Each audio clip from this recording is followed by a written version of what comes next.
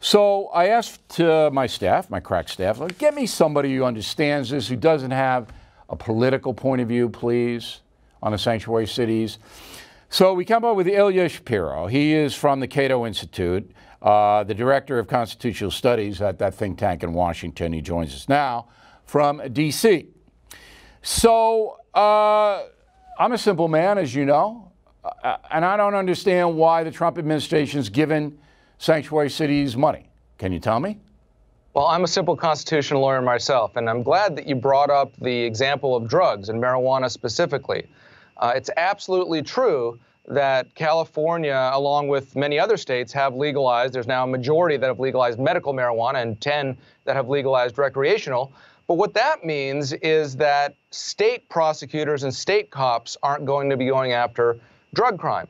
But those states cannot interfere with the DEA or other federal officials that might want to be prosecuting, enforcing federal law in those drugs. It's kind of like Schrodinger's weed. It's legal and illegal at the same time. But the one thing the federal government cannot do is force states to enforce those federal laws. And the same thing happens with sanctuary cities or immigration. In many, many areas, especially criminal justice and especially law enforcement, there are cooperation agreements between states and localities and the federal government. Sometimes it's just because they think that's the right thing to do in terms of law enforcement cooperation. Sometimes it's because there's a boatload of federal money that accompanies that agreement.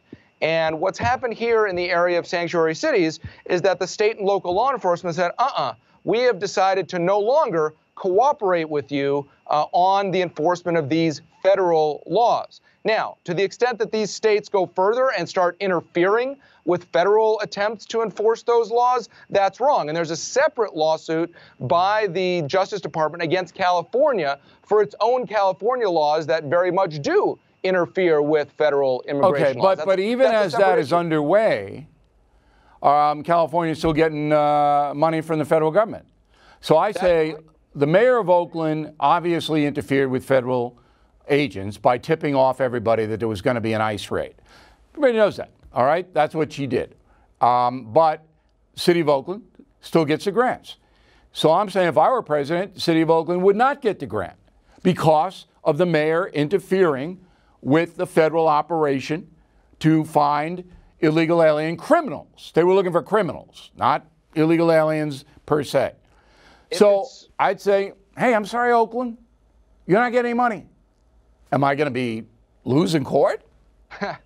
You might. In the specific case of if the mayor is indeed interfering in some way by misdirecting or otherwise preventing their actions, that's one thing. But if it's simply a matter of not wanting to cooperate, as has happened. No, she went public. Come on. You remember that case? Yeah. But what I'm saying is most of the lawsuits around the country are simply whether it's Chicago or Brooklyn. One. I don't understand why Donald Trump allowed block grants to go to Oakland. Okay, when he's got a slam dunk case that the mayor of Oakland interfered with federal agents that were ordered to do a job. I don't get it. Why are you sending them money? Don't send them money.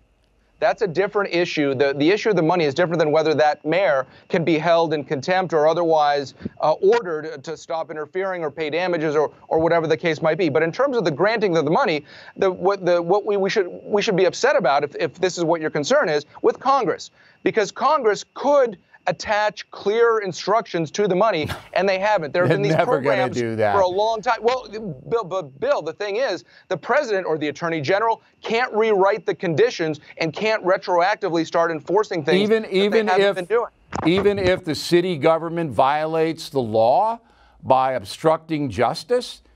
So, look, I think the federal government and the FBI could have arrested the mayor of Oakland, and should have. If you lose, you lose. But send a message. There are sins of omission and sins of commission. So the local officials cannot be forced to exchange information with the federal government. No. You're dodging my point now. She went out publicly and warned of an ICE raid.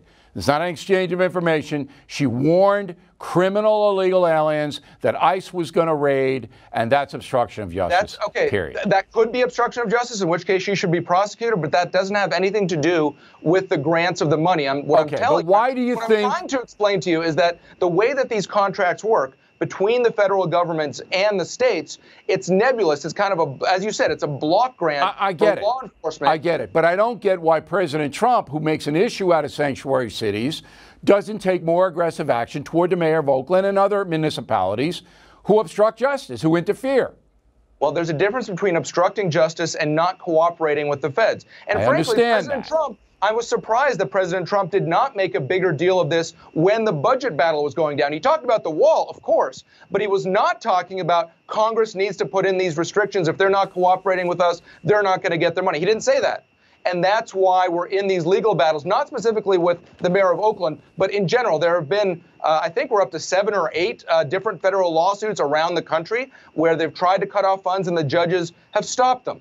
Okay. And again, it's a basic principle of government contract law and the relationship between the federal and state government and how the federal officials cannot force the states to cooperate with them. Unless I have one more question, yeah. And I want your opinion. Okay? Opinion. Do you believe that California, Oregon, other states, okay, do not want to control illegal alien criminals? Criminals, not maids or farm workers. Do you believe that those states say, they commit crimes less than Americans, so let them do in and give them a driver's license? Do you believe it? That may be something that they're doing. I think their overall goal is to change the way that enforcement works generally, and they're using this kind of, if indeed they are releasing, murderers and rapists and stuff like this, then they're doing that to poke the federal government in the eye. And 2 wrongs don't make a right. And I certainly that's why Kate Steinle's dead. All right, Ilya, thanks very much. We really appreciate it.